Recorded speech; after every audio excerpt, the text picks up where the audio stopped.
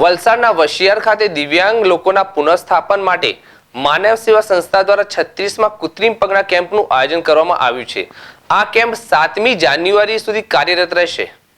વલસાડના વશિયાર ખાતે દિવ્યાંગ લોકોના પુનઃસ્થાપના માટે માનવ સેવા સંસ્થા દ્વારા 36માં કૃત્રિમ પગના કેમ્પનું આયોજન કરવામાં આવ્યું છે।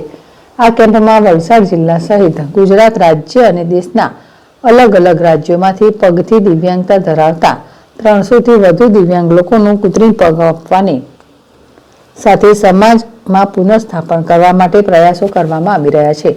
પગ ન હોવાના કારણે લાચાર બનેલા વ્યક્તિઓને પગ સાથે સમાજમાં પુનઃસ્થાપન મળવાની આશા સાથે આત્મવિશ્વાસનો પણ વધારો કરી રહ્યું છે।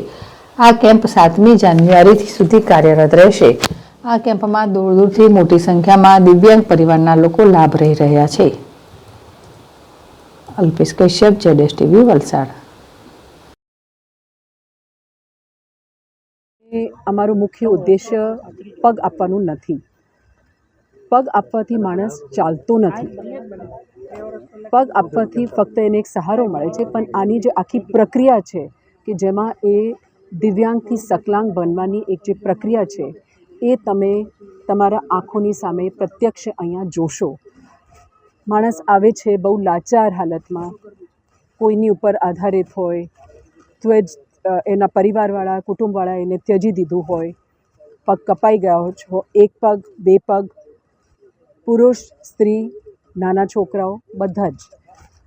અને એ હાલતમાં એનું ફક્ત એક ફિઝિકલ ડિસેબિલિટી નથી, એને માનસિક પણ બહુ જ તકલીફમાં માણસ હોય છે, બહુ જ દુઃખમાં હોય છે। અને એ હાલતમાંથી એને એક આ ઉત્સવનો માહોલ જે તમે જુઓ છો, એ જે આખું સફર છે એ માનવ સેવા સમિતિ નું મુખ્ય ઉદ્દેશ્ય છે કે માણસે ફક્ત પગ નહીં, એને પગભર કરવું, એને ચાલતા કરવું કે એ પોતાનું જીવન સ્વતંત્ર રીતે જીવી શકે, કોઈની ઉપર આધારિત રહ્યા વિના। એ અમારું મુખ્ય